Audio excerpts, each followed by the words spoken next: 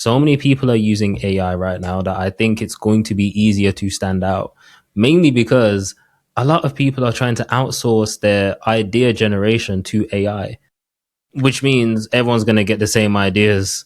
Which means if you actually use your own brain and go through your own experiences and, create from your emotions and try inflict emotions through your content or evoke emotion through your content, you're probably going to stand out a lot easier and faster than the people that are using AI to generate, their ideas. A lot of these things, people definitely thought short form wasn't going to stay. They were like, short form, like some people went really deep analytically. They were like, short form isn't going to stay. There's no way, like advertisers aren't going to pay to put an ad in a 30-second video. Plus, who would watch a 30-second video if there's a 20-second ad in there? Like, it just doesn't make sense. And from that point of view, it literally doesn't make sense. But to this day, the amount of attention that you can get from short form content, as you said, you had videos that hit millions of views. It's just so much easier, especially if you're coming from like long form content and YouTube. Which platforms to post on? I agree with you. YouTube definitely should be like compulsory. And I would say pick 2. If you're slightly more advanced, I'll say you can go for 3. Typically, when I say go for 3, it's more just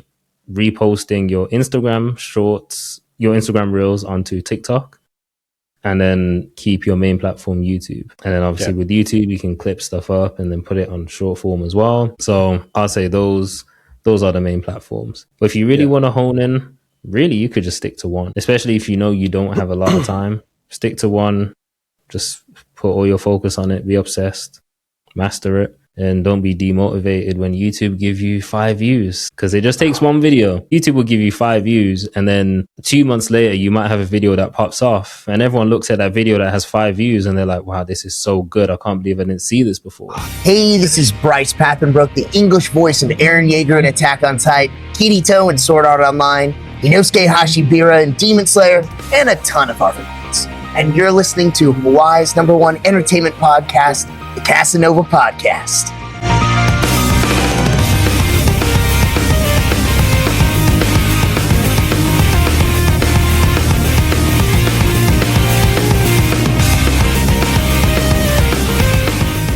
Aloha and welcome everyone to another episode. Actually, I didn't take my glasses off because they were reflecting. All right, let's redo this. Aloha and welcome everyone to another episode of Hawaii's #1 podcast, #1 for 9 years straight, the Kasanova Podcast. I'm your host, Mekel Kasanova. I am honored to have the one, the only AJ on the show. AJ, how you doing, man? Thank you for having me, bro. I'm doing good. I'm actually excited. This is meant to be a long time coming. So yes, we've been talking about it for months now, and I'm really happy we're finally able to get this going. And the other thing too, man, the conversations that we had, how we even got to this, the conversations that we had before have really helped me pivot and course correct a lot of things I was doing to narrow in on hitting that goal that I want to make monthly. I'm close to it. But I just want to say thank you for pushing me in the right direction, man. And for those who don't know, if you are a business owner or a content creator and you're looking to just get even better, this is who you need to be talking to. Absolutely. Thanks, bro. Thank you. Now I'm happy to see that you're doing well, you're improving, and you're getting closer to that goal. Yes, I'm expecting you to hit it soon. I definitely want to hit it this year. Like I want to get to a point. Like I tell you, I'm going to be flying to Florida next month, or at the time this recording, this is January for those if y'all watch it later. So I'm going to be flying to Florida in February. I want to get to a point where I'm flying all over the U.S. internationally for different gigs. Like I want to say until I started talking to you, like a lot of this stuff just didn't seem possible or real.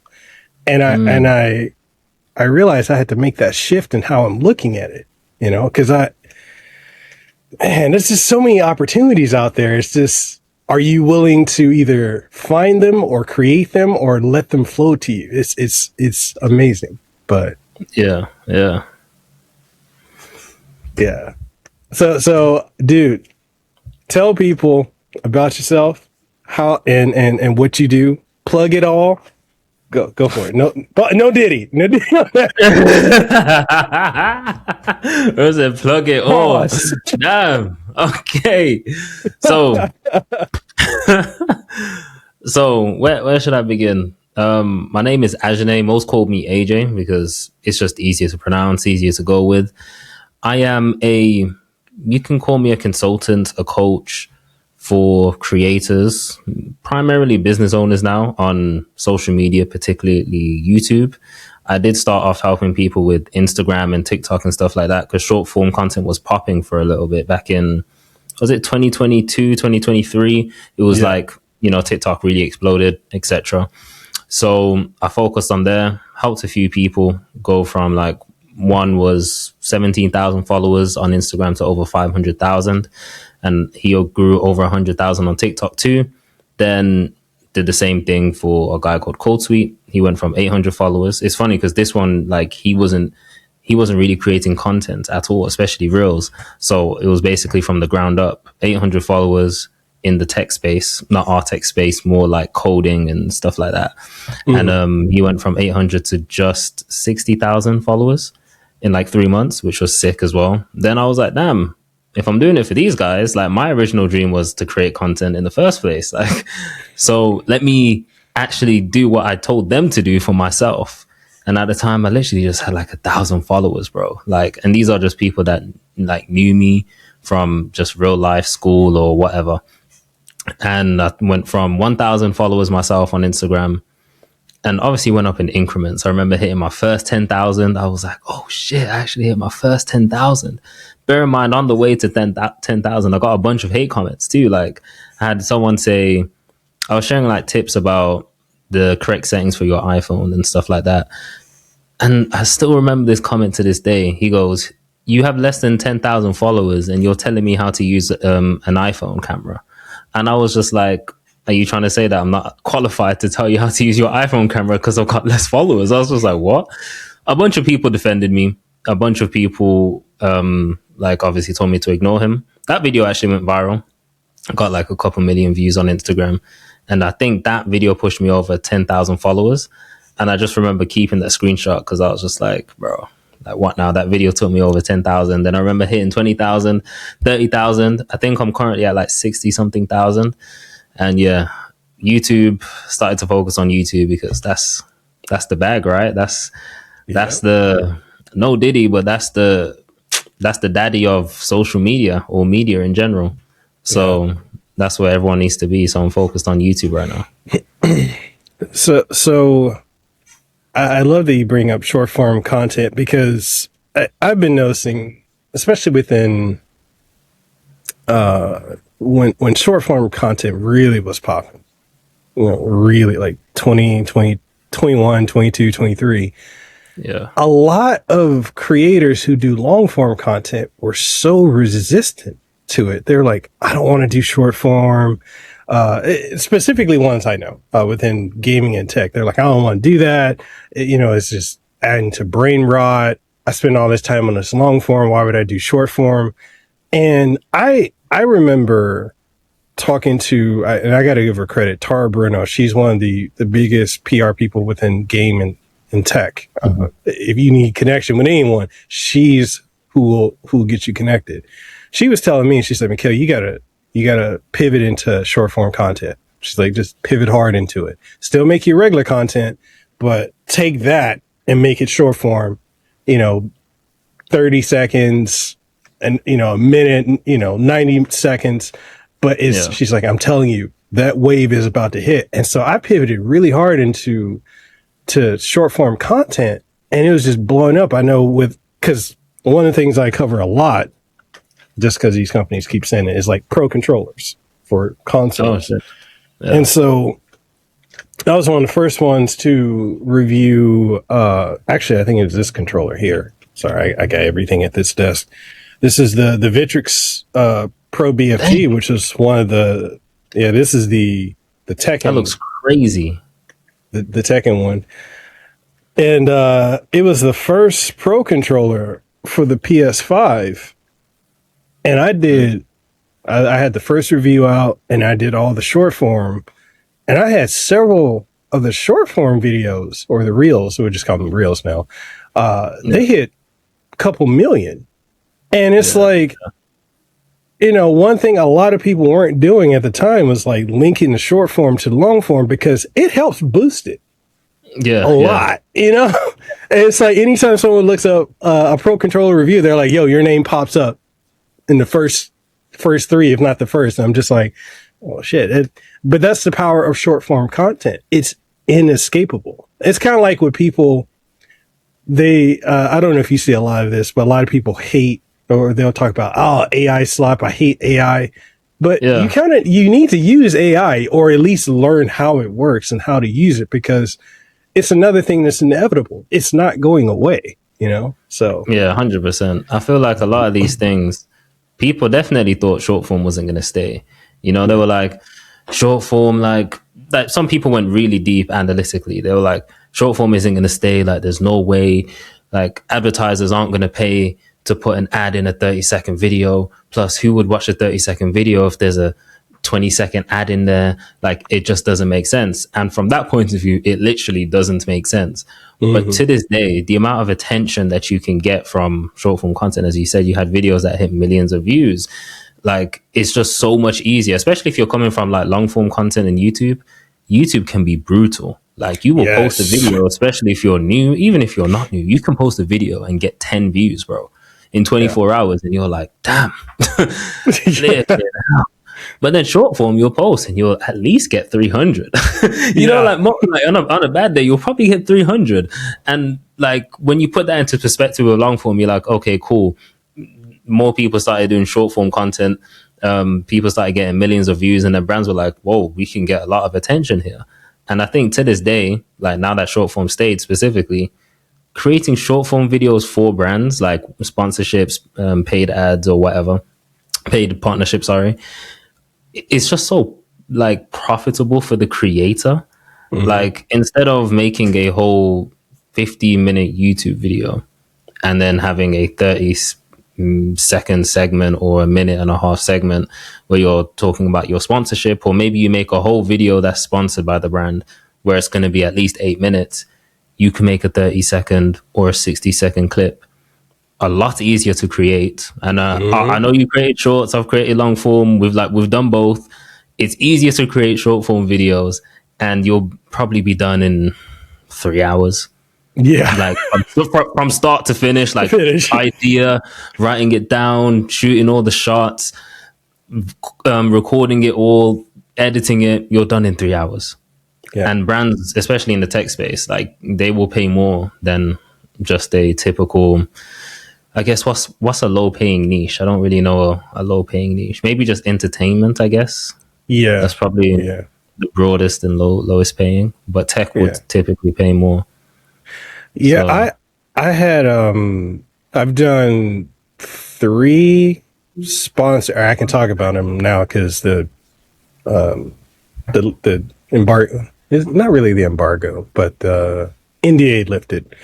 But I did 3 sponsored ones within the last month or month and a half. One was for EA for FC26.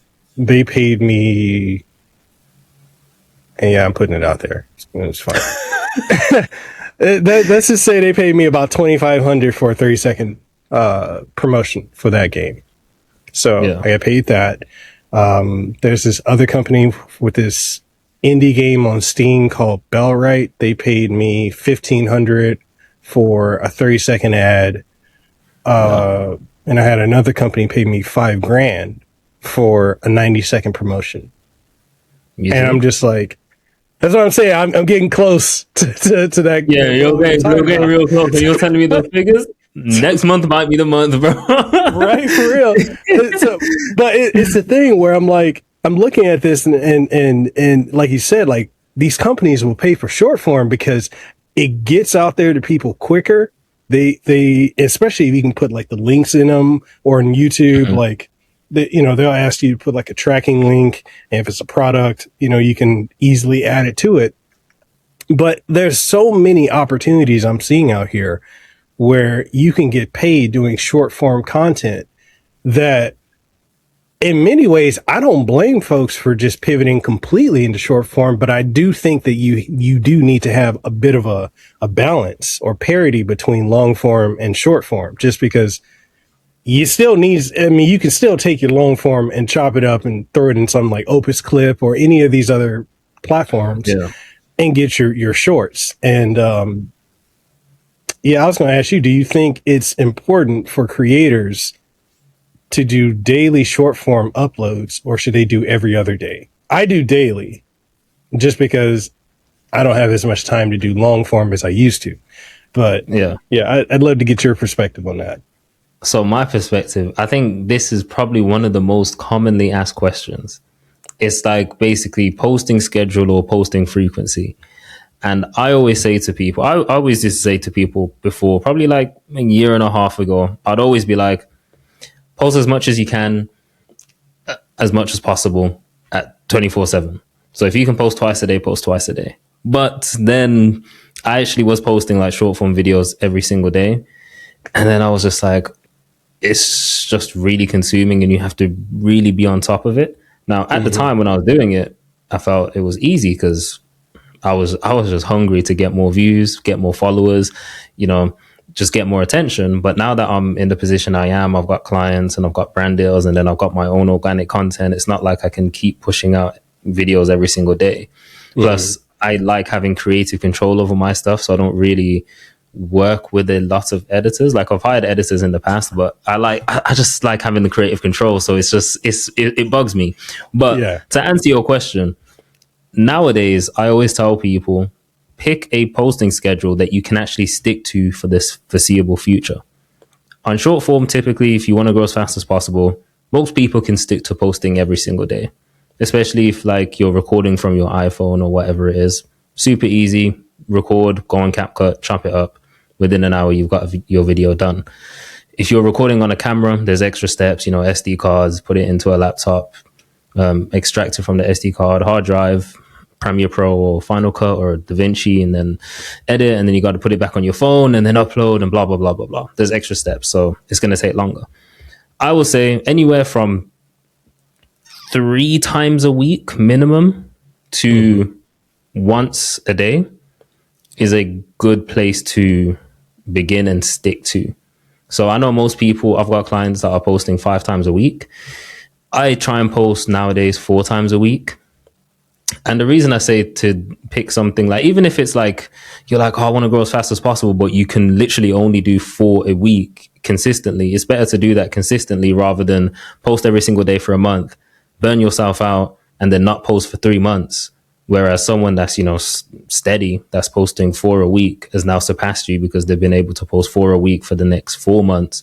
Whereas you just took 3 months off because you were burnt out. So same time, you need to be consistent. So like, there's no point trying to post as much as you can and then burn out and then recover and then do it again. Like, just stick to something you can consistently do. And that's different for everyone. Everyone's got different responsibilities, commitments, obsessions. So yeah. So the most important question I'm going to ask is, when are you going to get on that 3-hour, 5-day-a-week gym session? 3 hour, 5 day. Oh. I'd say the longest, I don't know if this counts actually. So I've been taking running more seriously because, cardio, vascular health, heart health, etc. And I was like, damn, I didn't take cardio as seriously as I should have. So sometimes in my gym sessions, I'll do, let's say, back and biceps. Yeah. That'll probably just take me over an hour. Let's just say an hour, maybe an hour and 10 minutes. But then I'll try and do a run afterwards on the treadmill where I'm focusing on zone 2. So it's not fast. It's kind of boring as well. And like, I'm trying to do 5 kilometers, but because I have to stay in zone 2, which is like a specific heart rate range. Yeah. A 5 kilometer run could take me like 50 minutes. So I'm in the gym for like 2 hours. And even that, I'm just like, God damn, get me home, bro. Like, just get me home. 3 hours is not seeing me anytime soon, bro. 3 hours is way too long, man. Way too long. Way too long. Especially at what time do you go? 3 a.m., 4 a.m., 3 a.m. Nah, Uh, you're a that's like hustler, when bro. dude, when you text me, you're like, I'll see you in 30 minutes. Hopefully you're up. I'm like, I just got home from a 3-hour session. I can I imagine was your like, face. damn, Is this like, guy's crazy. Crazy. I was like, I know it's early for him. I wonder if he's awake. And I seen like you're on Do Not Disturb, so I thought maybe he's still sleeping. But you were just locked in. yeah. You were just locked in. Oh man, yeah, it's crazy because like when I think about fitness, I never really took it seriously until because I went through 2 bouts of stage 3 colorectal cancer and got through that, which thank God I got through that. But even then, I still didn't take my health seriously until I want to say it was about 4 years ago. My doctor told me. Yeah, it was about 4 years ago. She told me that if I don't lose weight and start taking health more seriously, I won't see my daughter's first day of preschool. And so I just got on it. Like I naturally, I'm as without, prior to cancer and everything, naturally, I'm about the size of you in Nero. But after going through the chemo radiation and treatments and all that, it just blew up my weight, and I went from roughly being like 140, 130 to 145, 150 at the heaviest. I ended up getting up to like 345 or 350. And so that's where I was 4 years ago. And then just locking in at the gym, I got all the way down to, I want to say I got to 160, 163 or so after like 2 years of just cleaning up my diet, hardcore lifting, and a lot of cardio, which I hate cardio. I hate leg day and I hate cardio. It's boring. It's tiring, but I stuck with it. Cardio's so boring, bro. I freaking hate it, man. I had to play a video or something like I got to take my mind off of it. But like I got to where I'm at, well, close to where I'm at now.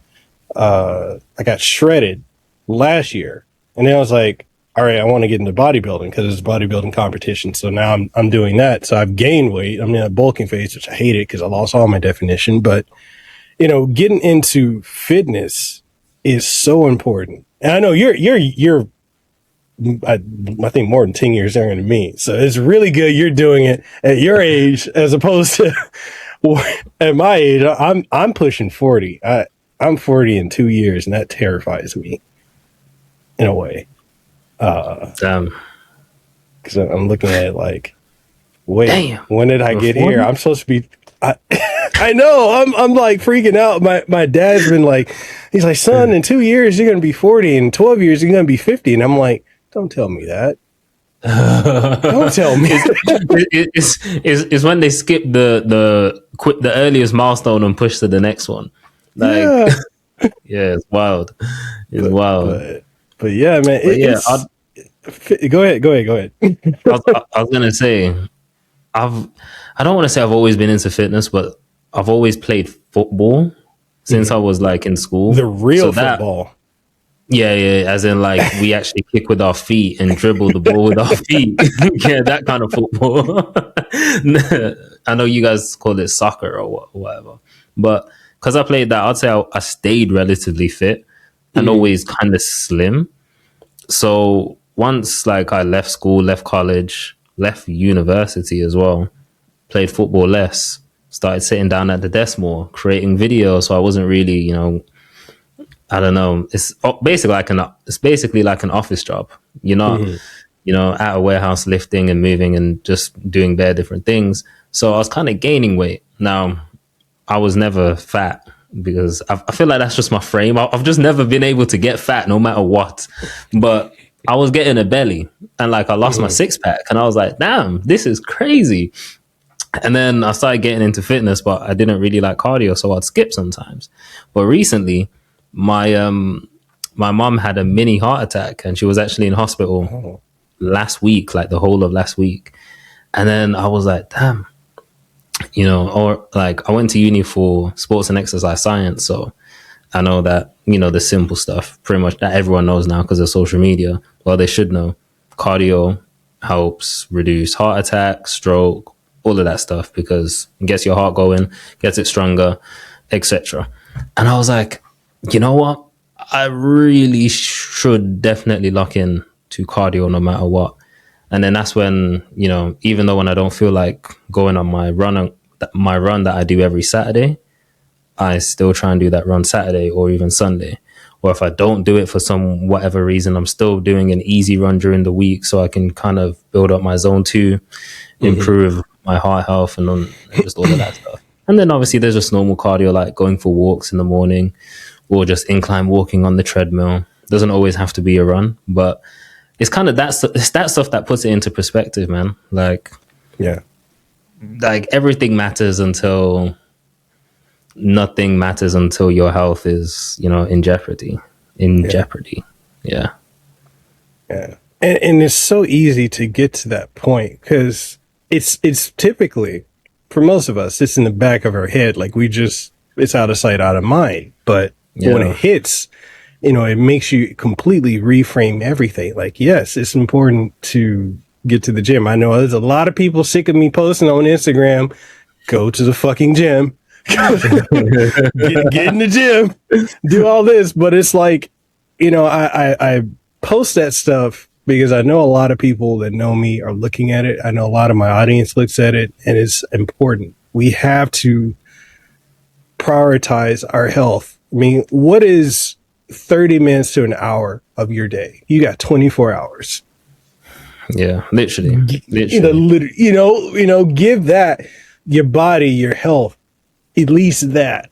If it's going on a walk, if you got animal, you got a dog, go walk your dog, take them further than you typically do, or go lift, go do something, because you never really want to get to that point where you have to, you get notified that you got this going wrong with your body that you could have prevented. It's really, it's eye-opening. It's terrifying, but it's eye-opening. But yeah. I remember even hearing a story one time, and I think that's what kind of pressured me to go into the gym and like lift weights, because before I was just like, nah, man, let me just skip today. But I seen a story, I can't remember the guy's name, but he was seriously into the gym, had a lot of muscle mass, etc. But then I think he got diagnosed with something and he had to go through a massive surgery. I don't know if it was cancer. I can't remember exactly what the diagnosis was. But essentially, the doctor said to him, if you never had this much muscle mass, you wouldn't have been able to survive what you're going through. I think it was a heart thing. Yeah, he wouldn't be able to survive what he was going through if he never had that much muscle mass on him. And most people don't survive it. And he was like, damn. He survived and ended up going back to the gym. But I'm sure it was a heart thing. And he had to I can't remember the heart condition, but it was... Even going back to the gym after that, I was like, damn, you're actually brave going back to the gym, because I'm just like, I'll be thinking all the time, is my heart okay? Like, when your heart rate gets raised after, I don't know, doing squats or a bench press or a leg press or something like that, I'll be like, damn, this is scary. But stuff like that, stories like that makes me think, yeah, let me go to the gym, because even if I get something half as bad as that, if I don't have the muscle mass or the fitness or the heart strength to survive it, I'll be so upset. Like, I could have prevented this, Yeah. So PSA, folks who listen or watch this, get in the fucking gym. Get your ass in the gym. Get your ass in the gym. For real. So I wanna ask you, like, what is a typical day like for you? You got your clients, you got your content, you got so much going on, so many moving parts. What is a typical day like for you? Like, are you working 18, 19-hour days and you're sleeping 4 hours? Like, come on. And how do you fit in Clash Royale? Clash Royale. Fun fact, I actually haven't played Clash Royale for, I want to say, a month and a half. I don't know what happened. Maybe I fell out of love with it. I actually spent money on that game as well, man. I thought you were doing the esports with that. It was crazy. I was so addicted to the game. I was watching esports, bro. Like I was watching the world championships. Like the guy's name was like Riley or something. Riley was he was so funny. But anyway, he was just genuinely, he was the funniest guy. Anyway, my day in the life. So I kind of segment my days. So Monday, Tuesday, I will kind of say those days are dedicated to clients. So I'll take most of my client calls on Monday, Tuesday, typically in the morning. Then midday, I'll go to the gym. So I try and wake up at 6 or 7 a.m. I would either go for a morning walk, have a tea, whatever, start taking client calls from 9 till about 12. And then from 12 till about 2, I'll be at the gym. And Mondays is actually chess day with Nero. So we do chess together, which is cool. And then after that, I come home and actually eat my first meal of the day. So I don't eat breakfast or anything.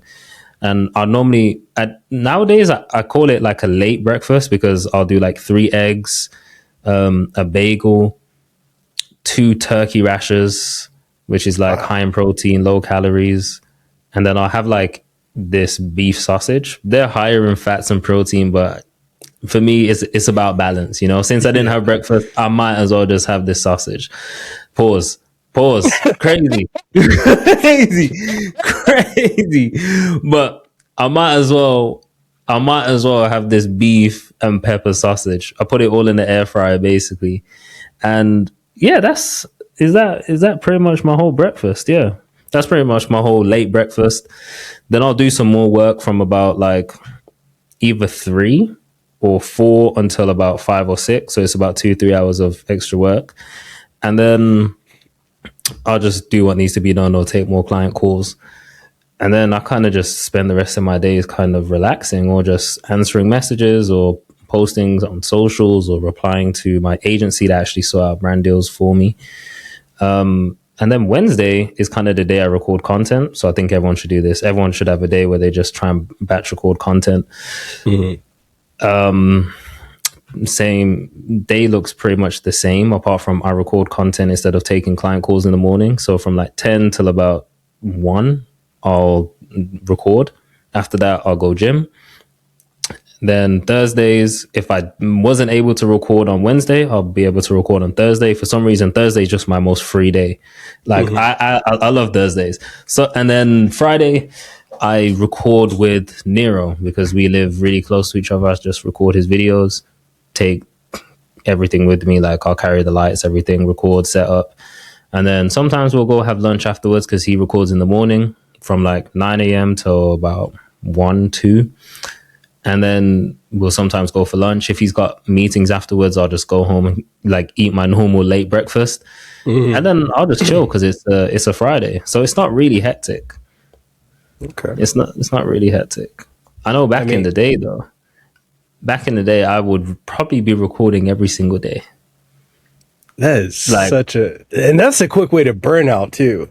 Yeah, it is. I was just like, okay, here's one video. Let me record, edit, post, and then I'll be like, cool. Then I'll do it again the next day. It is crazy. So, because we all know you're playing the piano in those videos with Nero. I am. that same piano song for the whole hour. Oh man. So you got a really good structure, which I think a lot of people should take notes on this structure, because a lot of creators have this mentality, and I have to fight myself on this too, where you're just always creating, recording, putting out, and putting out content. Heavy pause on that. But it's not as bad as my one though. My one was terrible. It was disgraceful. It was so bad I was about to just leave the call, bro. It was just terrible. Bro, I can see Nero just looking at you like, yeah, that's literally what I pictured as well. It was bad. But a lot of creators just think, you just gotta grind, but they don't think about the burnout. because there's so many creators I know that have amazing content, and they just hit that burnout. They weren't prepped for it. They were overworking themselves, and then they get to this point where it's like it's been a couple weeks, couple months, couple years, and I'm over here like, what the fuck, man? You were killing it. Just dial it back a bit, because I understand that we're in this era where it's like everything wants your attention. You got to constantly feed content to the algorithms, but you're not a machine. You have to have some self-preservation there. So yeah, people take notes on AJ's schedule, because like that's imperative in my opinion. Yeah, there's a creator that I actually really like in the tech space. When I used to create a lot more tech content before. His name's Jaden Koya, I think. Oh yeah, I'm familiar with him.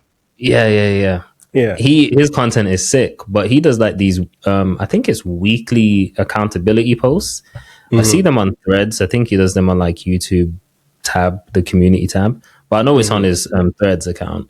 And it's really cool because you can see literally where he gets up to. And I think he's been doing this for weeks now. He's on number like 50 something, probably even more. And like, he'll be like, cool, batch recorded 3 brand deals this week, batch recorded 2 organic posts. And then he'll basically say what he's basically done and if he's done it. And then I was just like, damn, that is really cool. Because at the end of the week, you know that if you didn't do it, there's no accountability post. And if you've posted one already, people are going to be like, bro, where's the accountability post this Sunday or Monday or whenever you're posting it? And you don't want to kind of be that guy to be like, oh, yeah, sorry, guys, I slacked. Silly me. I guess I didn't get to record. So I'm really inspired by that. And I think that's what made me definitely lock in like, yo, I'm going to batch record 4 videos this week. On Wednesday, 100%. I just haven't been doing it publicly because just in case I couldn't do it.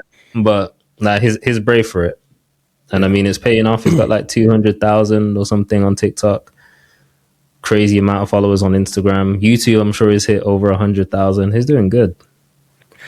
So that was one of the things I want to ask you about. When it comes to these different platforms, okay, how do I want to frame this question? Okay, so a lot of people have this mentality, you got to be on every single platform because that's just, at least this is what I hear from a lot of creators. I personally think you pick 2 to 3 to focus on.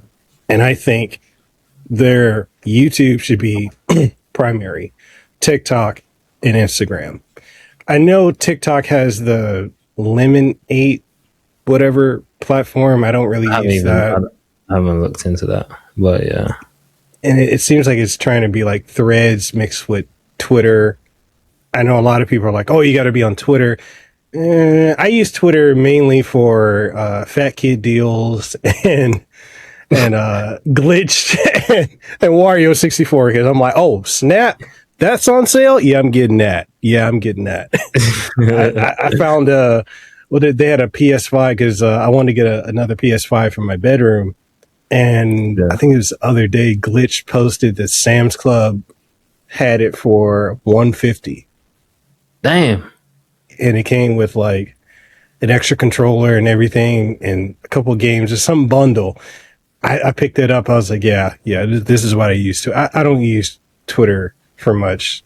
Not so much engagement farming over there, especially with people, especially in the U.S. Folks are obsessed with politics. It's to a point I'm over here like, whoa, what? This is a norm. Like, who are you supporting? God damn, you don't even know my name. You're not for real.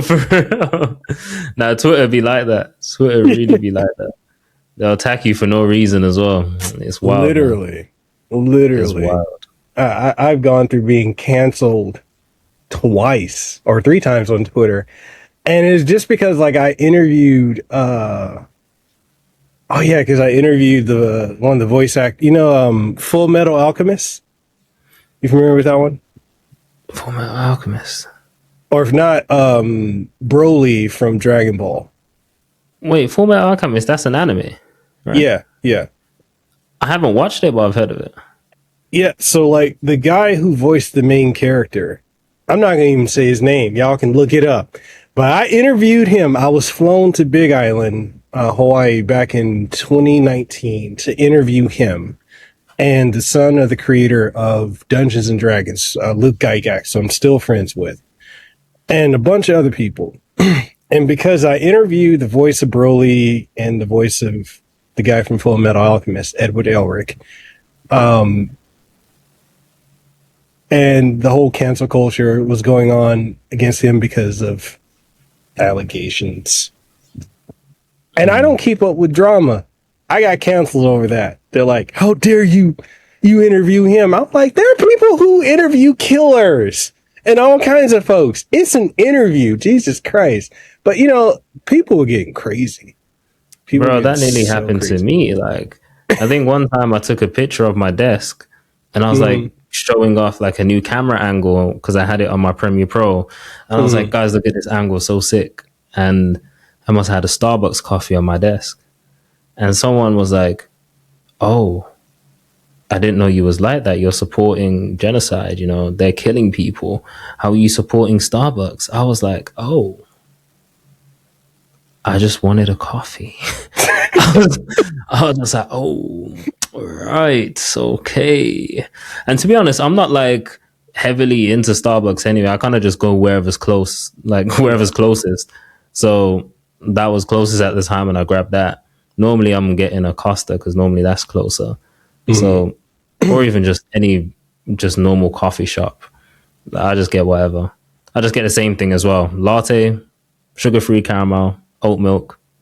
Tastes the same pretty much everywhere, to be honest. So it don't make a difference. But back to your original thing about which platforms to post on. I agree with you. You know, YouTube definitely should be like compulsory. Yeah. And I would say especially if you're just beginning, I'll say pick 2. If you're slightly more advanced, I'll say you can go for 3. But typically when I say go for 3, it's more just reposting your Instagram shorts, your Instagram reels onto TikTok, and then keep your main platform YouTube. And then obviously with YouTube, you can clip stuff up and then put it on short form as well. So I'll say those are the main platforms. But if you really want to hone in, really, you could just stick to one. Yeah. Especially if you know you don't have a lot of time, stick to one, just put all your focus on it, be obsessed, master it. And don't be demotivated when YouTube give you 5 views because it just takes one video. Like it's crazy because YouTube will give you 5 views and then 2 months later you might have a video that pops off and everyone looks at that video that has 5 views and they're like, wow, this is so good. I can't believe I didn't see this before.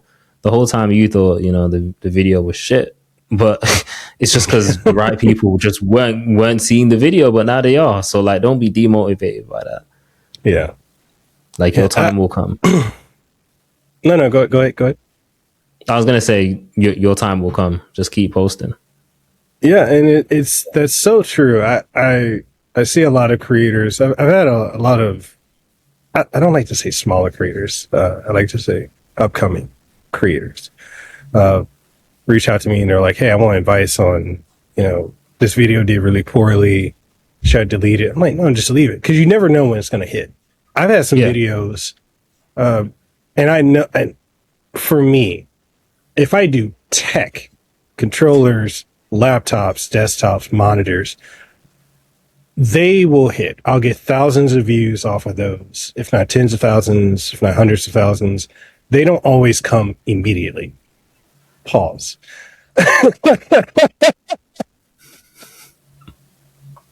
But yes, they don't. You know, you know what's crazy? If you never said pause, you could have carried on, and I don't think I would have realized. I don't think I would have realized, but because you said pause, I was like, oh. But you know, they'll hit. Like I've got a couple for some keyboards and some desktops and laptops I've done. when I posted them in the first week or so, maybe a couple hundred views, maybe I'll hit it 1,000 and it stays there. And then I'll go back and look a couple of weeks later. I'm like 40, 50, 100,000. What? You know, but it happens. Yeah. So literally. You just never know. So I would never tell people to just delete it because it performed horribly, quote unquote, or even to feel demotivated, because it's things will or won't hit, and you just got to keep going. And that actually was my next question was going to be like, do you think people should niche down to just one thing? Because I see a lot of creators now are just doing one thing and one thing only, the same skits, the same content. And to me, I feel like it makes you a one-trick pony. When we're humans, we're very multifaceted. And it's almost like a lot of the platforms actually steer you away from being a variety content creator, if you guys remember when that was a thing. But I know that, Roberto Blake, he's one of my friends. He always teaches creators to niche down. But I really feel like, and this is no shot at you, Roberto, if I know you watch myself, much love to you, but I don't feel like everyone needs to do that.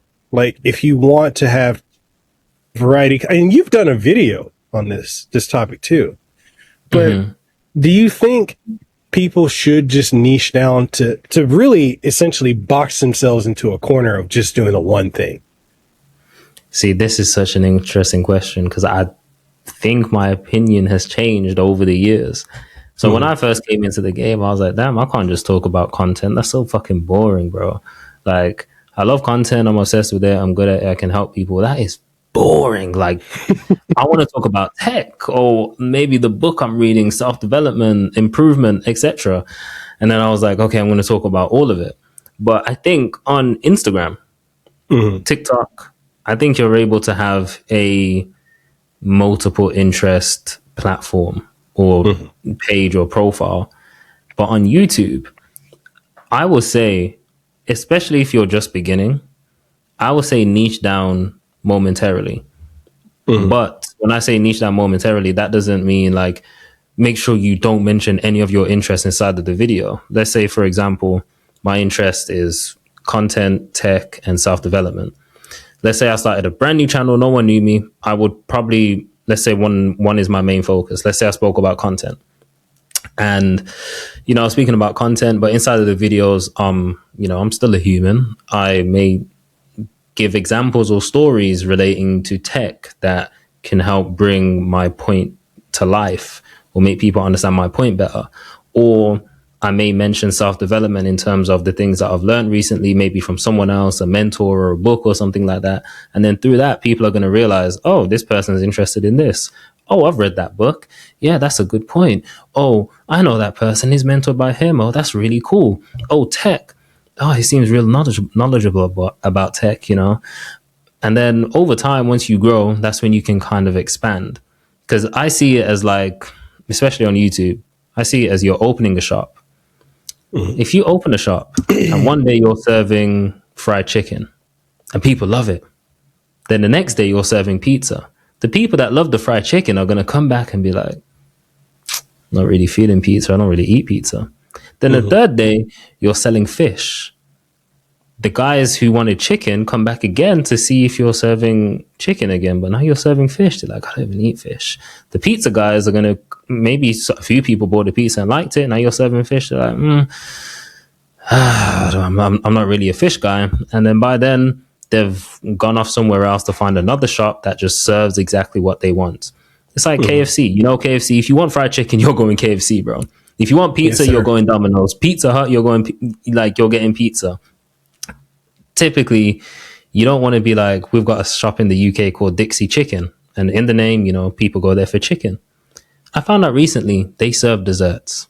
I don't know anyone that gets a dessert from Dixie Chicken. So don't be the YouTube channel that has this main thing and then tries to do the side thing.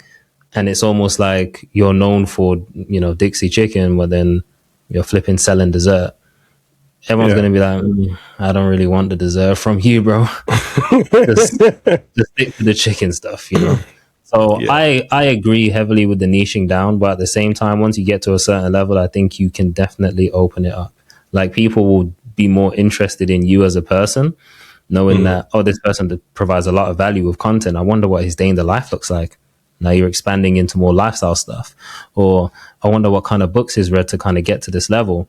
Now you're expanding into personal development stuff. Or maybe what camera gear he's using, and you know, maybe he plays the PlayStation and all these different things. Now you can kind of show off that kind of tech stuff, and obviously you can expand this to whatever your interest is. A framework that I just simply tell people is have one core mission, that's your core thing, and then have two interests or hobbies, and then just keep those as your main things. Put your interests and hobbies, try and find a way to incorporate them into your content. And then once you get big enough, you can expand and make separate videos on your interests and hobbies as well as your core mission or core message. Okay.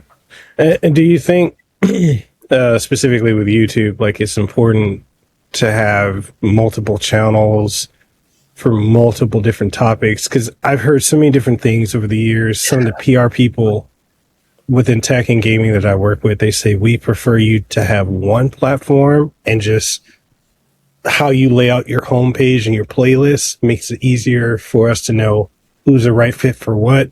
Whereas some creators are like, oh, I need to have a channel for streaming, a channel for this, a channel for this interest.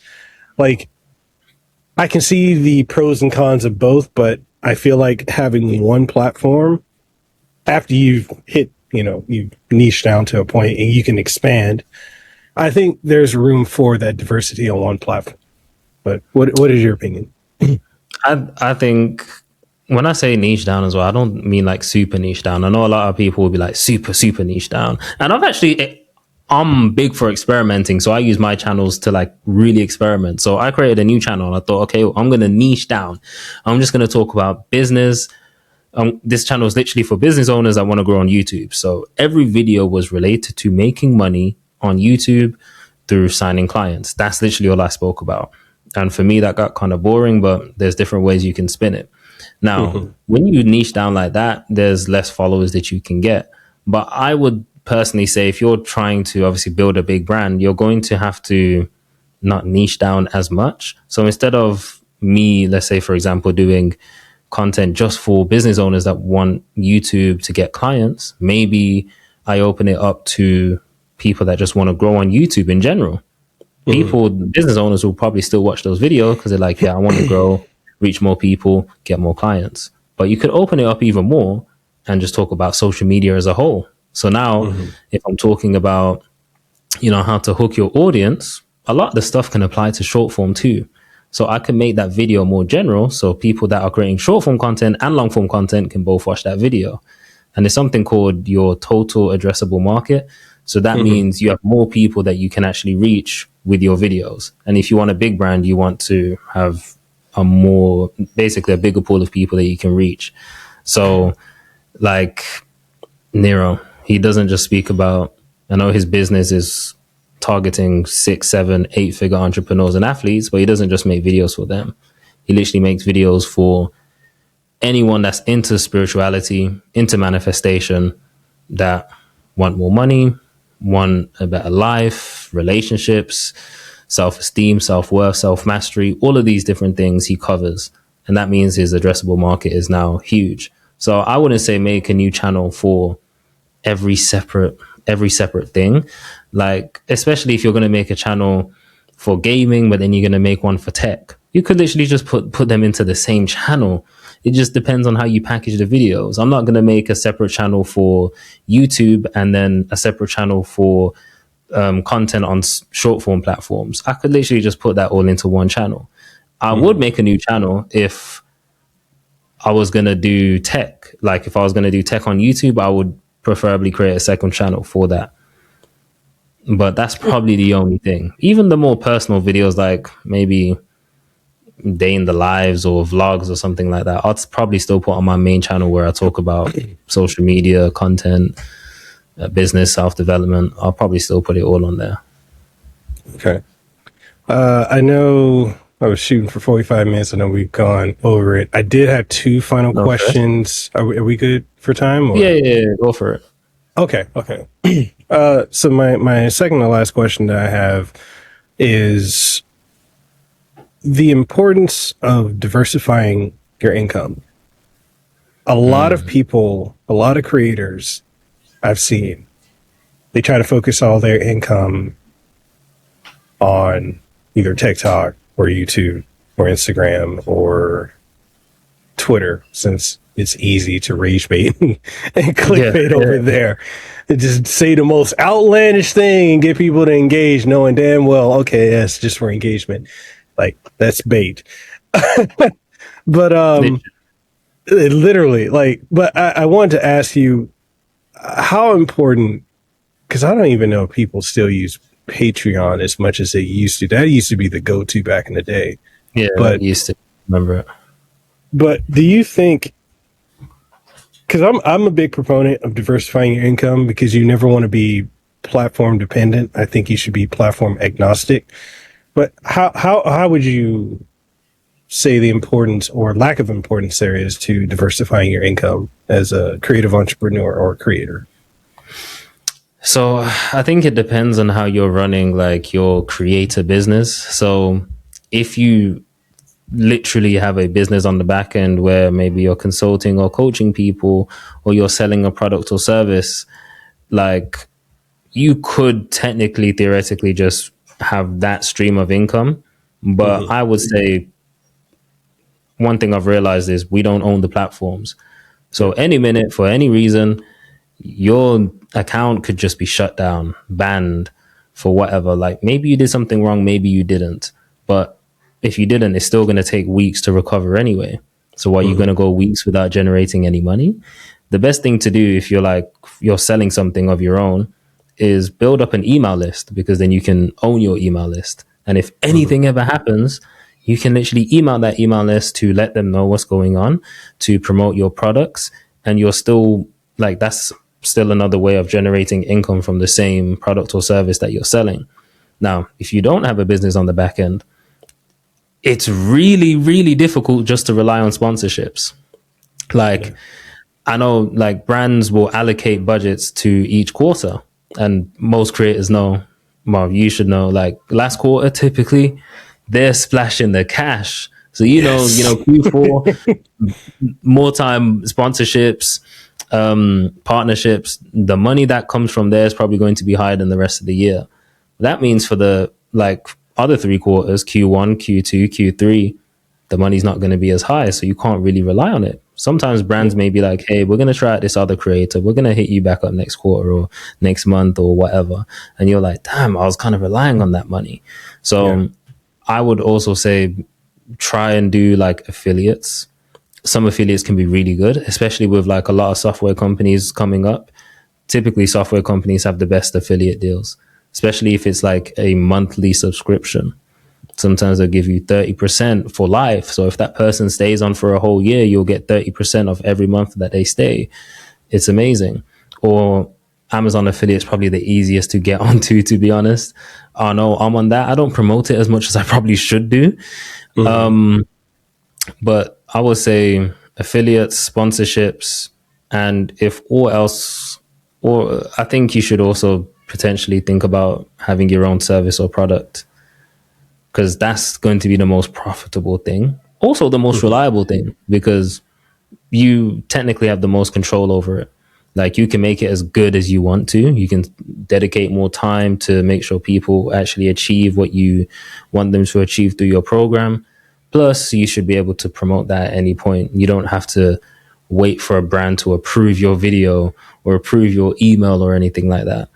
Plus, you probably heard there's a bunch of people that are like, all the big creators are doing it now. Like, they're selling their own product or service because they realize that they have the influence and they can create and sell their own thing and make the most money from it. So I think that's the way that every creator is going to go down at some point. You're going to end up selling something, whether it's a low ticket community, whether it's a digital product, whether it's a high ticket coaching program or consulting program, or maybe even if it's just one-to-one calls. like one-off, one-to-one calls to consult or help people with whatever problem. I think that's really big if you want to diversify. But for me, I'll say those are the top three. Do you have any that you do or you know of? So one of the things that I currently do, specifically in the Hawaii market, is I invested in this company that was building out a podcast studio, because there's a lot of podcasts here in Hawaii.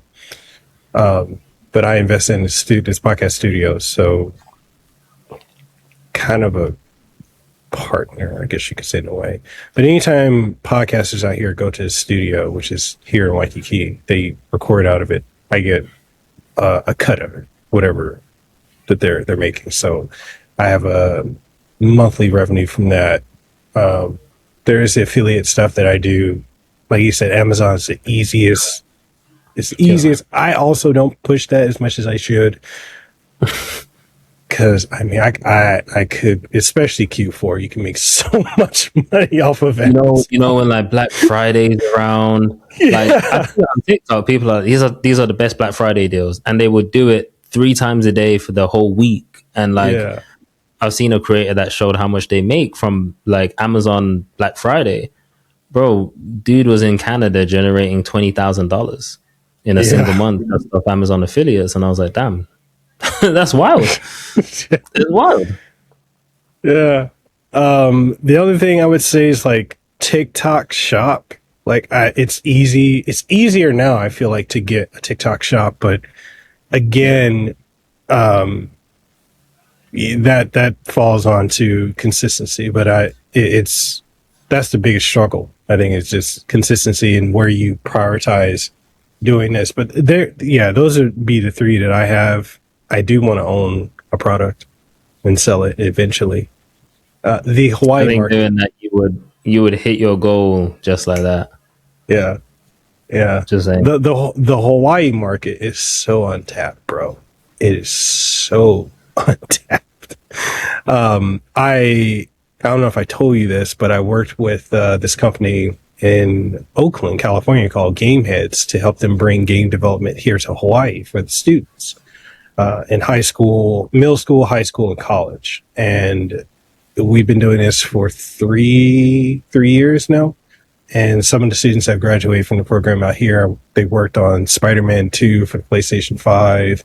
A lot of Sony products, games that have come out, a lot of Xbox, a lot of Nintendo. Like these students are doing well. And the biggest barrier is just culturally, and I have to carefully say this, culturally, here in Hawaii, tech and education is not valued. It's actually looked down on. If you speak proper, you're speaking white. I think a lot of us who are Black have dealt with that. Folks like, why are you speaking white? Why are you trying to sound all proper? But are you trying to be educated, all this other stuff? But like, it's really bad out here. It's really bad. When I say that you have a higher percentage of meeting someone from Hawaii that has dropped out of middle school than actually completed high school or even gone to college. Yeah, that's how bad it is. That's crazy. It's absolutely horrible. And then a lot of folks leave Hawaii because they say they can't afford it. Or there's no jobs. But when I was working IT, there's plenty of jobs. It's just people don't qualify because they don't have the stuff.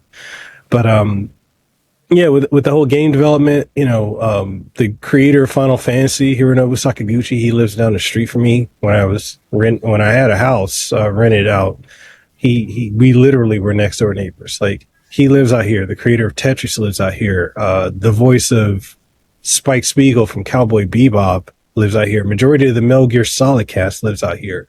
There's so much opportunity. So many companies want to come in here. Pause. They want to come to Hawaii. So many businesses, so many voice actors, and there's so much that the people want to do here. but there is the barrier of the culture. And it's when I try to talk to the younger generation, specifically students, I keep trying to tell them, you can't wait for someone else to do this for you. You have to do it yourself. You have to be the one to go out and pave the way, because too many people here are waiting for someone else to do it. Like, oh yeah, we see E.M. Tungi. He did American Idol. So, yeah, I like him, but were you supporting him on his way? Same thing with Bruno Mars. He came from out here. Did you support him on his journey, or did you only support him? Because that's the thing out here. People like to support you and be like, oh yeah, that's my cousin. That's my family member. When you've made it, not when I you're remember you on the telling way. me this. Yeah. Yeah, it's really bad. But there is a very large untapped market here. So I'm putting that out there for you. If you need some clients out here. If anyone's from Hawaii watching this, hit me up. Yes. Hit me up. Yes. The last question I have for you is AI. Should creators use it to their benefit, or should they do the AI slop and just ignore it? Floor is yours. AI is so hilarious.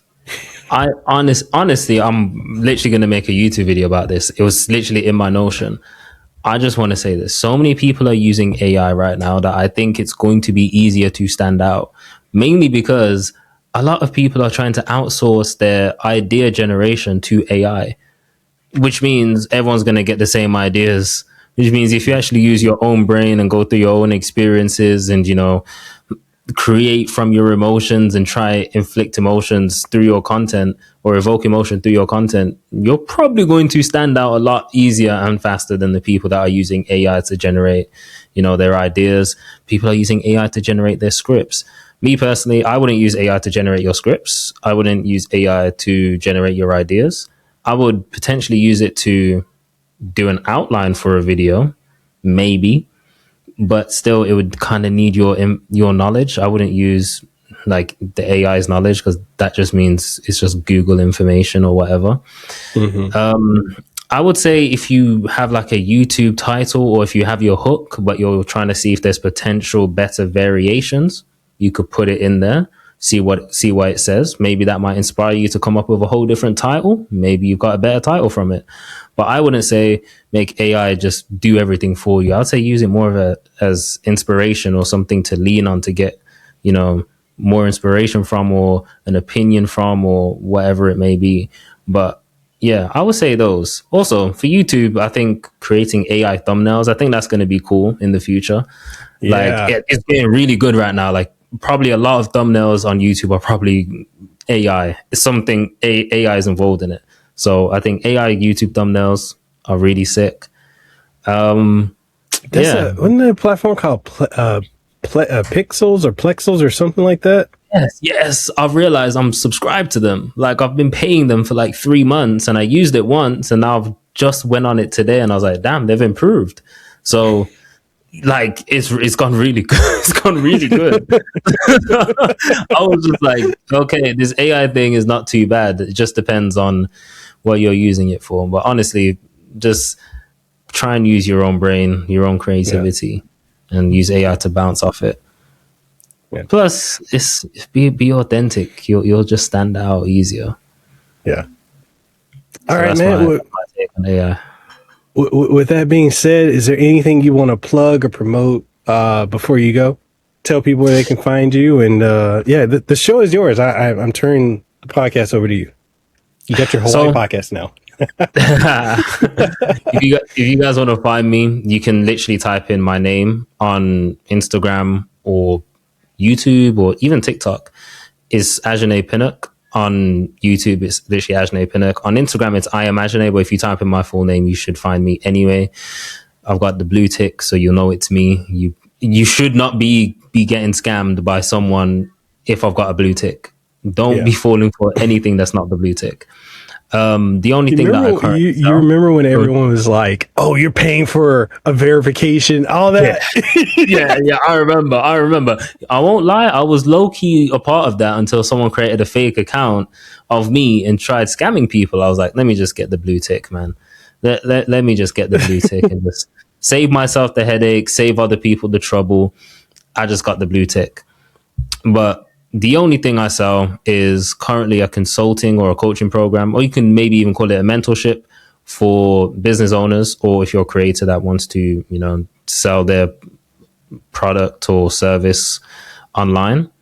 I basically help you do that through YouTube by optimizing your channel, optimizing the content that you're posting, helping you with the ideas, the packaging, helping you with the scripting, how the video flows, and then also helping you with your funnel and the way your offer is, so you can, make money.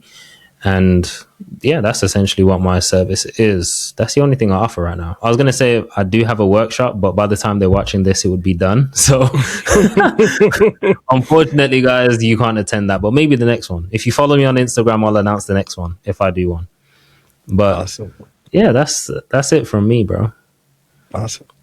Well, man, thank you so much for taking time.